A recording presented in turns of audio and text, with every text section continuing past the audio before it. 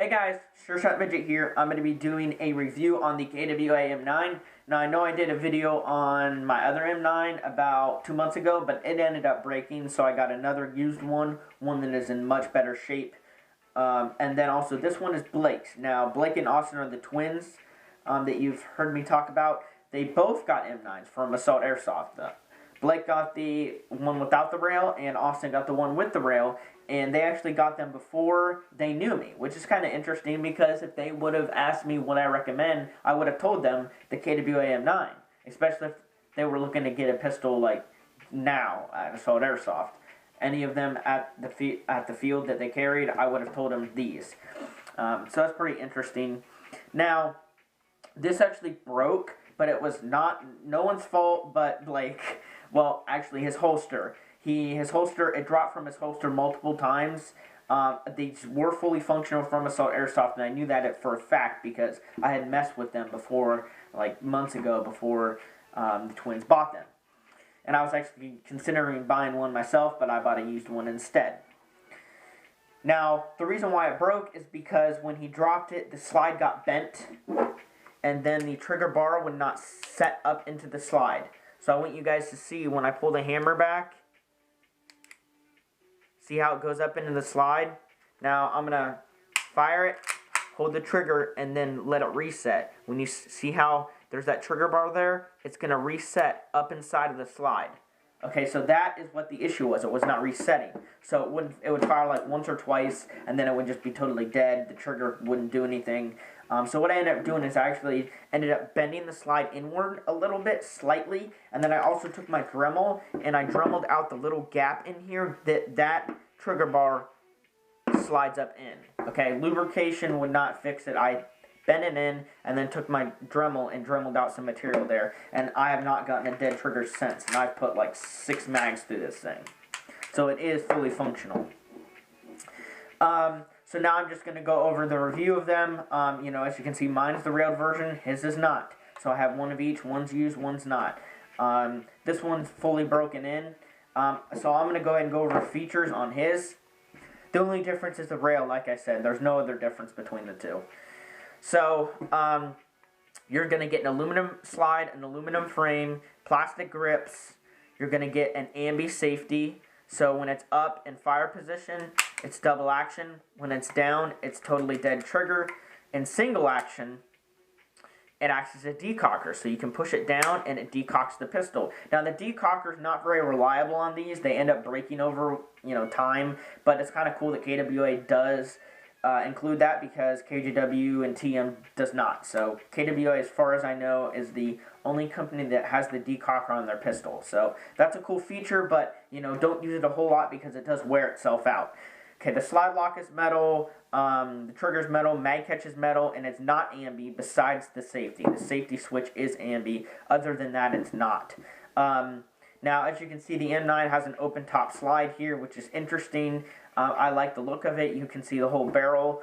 This barrel is plastic, the outer barrel. I've never seen one break. And I've used a lot of KWA pistols, and they're all plastic or polymer, and none of them have broken. So very high quality polymer. Also, this is the newest version with the black trades. Mine is the same way.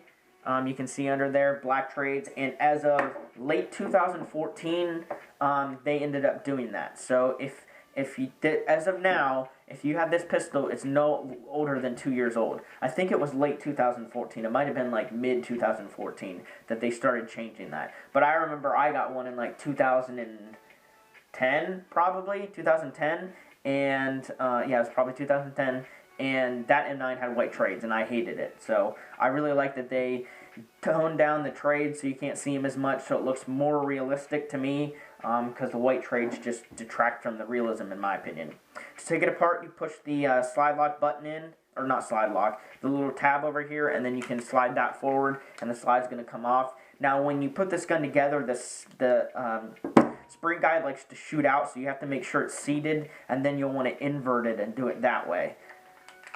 Now, the adjustable hop-up is inside of the chamber. It's the same one on all of them. I do not like the hop-up system. The bucking swells when you use green gas or get any lube in there. So if you own one of these pistols, be very, very, very careful. Do not get lube inside of your bucking. So do not put lube directly down in your nozzle either, because it will shoot directly out into your bucking. And I do not recommend using green gas. Their warranty says that you have to use green gas, and if you don't, it voids the warranty. So here's what I would do. If you buy it new, I would recommend buying one green gas can and having that last through 30 days, trying to have it last. Once that's up, get a propane adapter, run propane. Or if I bought a brand new one, I would just not even use green gas at all. But it's a good idea to use green gas to make sure the pistol's functional, because if it's not and you have to RMA it to KWA, they're going to chemical test it. They actually chemical test their pistols, which is stupid. You'd think it'd be cheaper just to fix the pistol and ship it back, because they do make you pay for shipping there. And then, they'll waste your time if it has propane in it. So you got to be careful, otherwise you're going to get your money wasted and your time wasted. And KWA doesn't seem to have all their pistol parts in stock.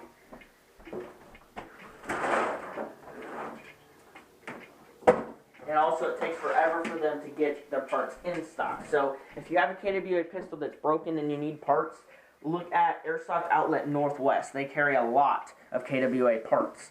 If they don't have it, then you have to go to KWA. And if KWA doesn't have it, that's your only option. You're going to have to wait for the parts to come in stock. You could check E-Vike or GI, but most of the time they're not going to carry something that KWA or Airsoft Outlet doesn't carry. So you have options when it comes to magazines. You have the 25-round mag, which is the standard one that comes with it, a 32-round replica mag, or a 50-round extended mag. Now, this is the one that comes with the pistol. It holds 25, metal feed lips, metal base plate, and their newer version mags have these screws in the bottom, so this base plate cannot break off. The one that I had about 6 years ago did not have that, and that was a huge flaw. They obviously did not test their pistols properly, because when you drop it once, and that base plate will snap off, and you have to glue it. There's no way to secure it. But they actually fixed that by just threading the plate, and then, that's all they needed to do.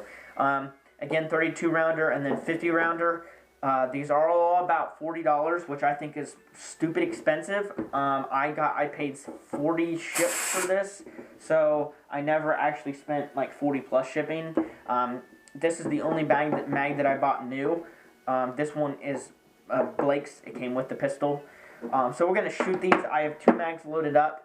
I'll put this in here to show you what it looks like. Really nice. I love this mag, and these all fit in each other, and they all fit in the Raffica too, because I have the Raffica. So these 2 mags are loaded up, so we'll shoot them 1 propane, 1 HPA. We're going to shoot his pistol more than mine, but I will shoot mine. Mine cycle's a little bit quicker. Mine's smoother. Mine is broken in, and plus I've filed some parts off to make it really smooth. His still needs broken in. There's under 1,000 rounds through this, or even cycles.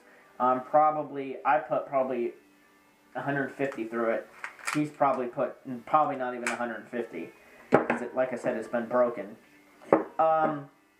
Okay, so we're going to shoot the propane mag. Now, as far as feet per second, I did not bring my chrono in here, but his shoots, I've chronoed this before, it shoots 320 to 330 with the 2.5. Which is pretty hard. That's like 360, 370 with it too. But that's a full charge of gas. So as far as CQB legal, you should be able to use this anywhere. KWA shoot a little bit harder than like a TM, quite a bit harder than a TM, and even WEs. So if you're looking for a pistol and you want more power to it, pretty much all the KWAs carry a little bit more energy.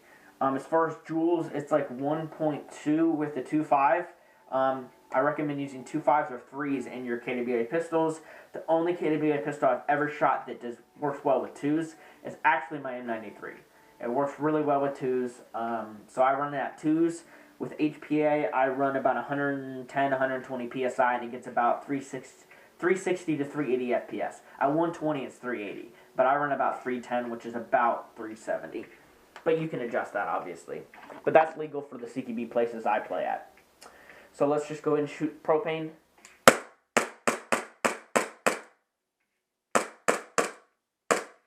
Running out of gas, but yep, run out of gas. I'll go ahead and I guess I didn't fill this up. I used the almost empty propane tank. That's what I did. Whoops. But kick is pretty satisfying. It's not huge or anything because they do use light slides. So we're gonna do HPA. I'm at 110 psi, which is a little less than propane.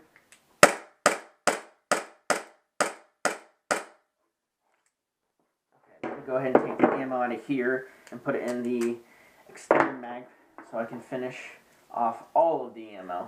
The one con about these pistols is the magazines are just they cost so much. I think that's retarded. $40. I think this costs $50. I got it used though. So.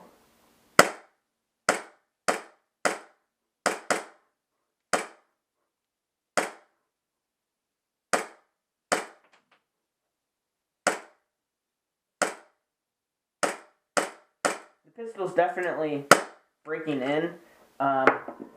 I locked the slide back on purpose, by the way, because I'm switching to my pistol. So with mine, it cycles quicker, and you'll notice. Now with mine, I actually modified my grips. I just took a Dremel to it and actually Dremeled them down, so it's much thinner. So I'll tell you, dude, it feels so good, this pistol. So then we're going to finish off the mag with my pistol. I might try his again. So as you can see, mine kicks a lot more.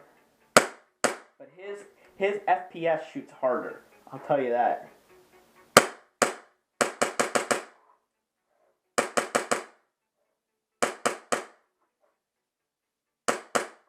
Okay, the first few shots went high, but now it's good. I might need to turn the hop up down, but now it's good. The first few shots were high, but it's perfect now.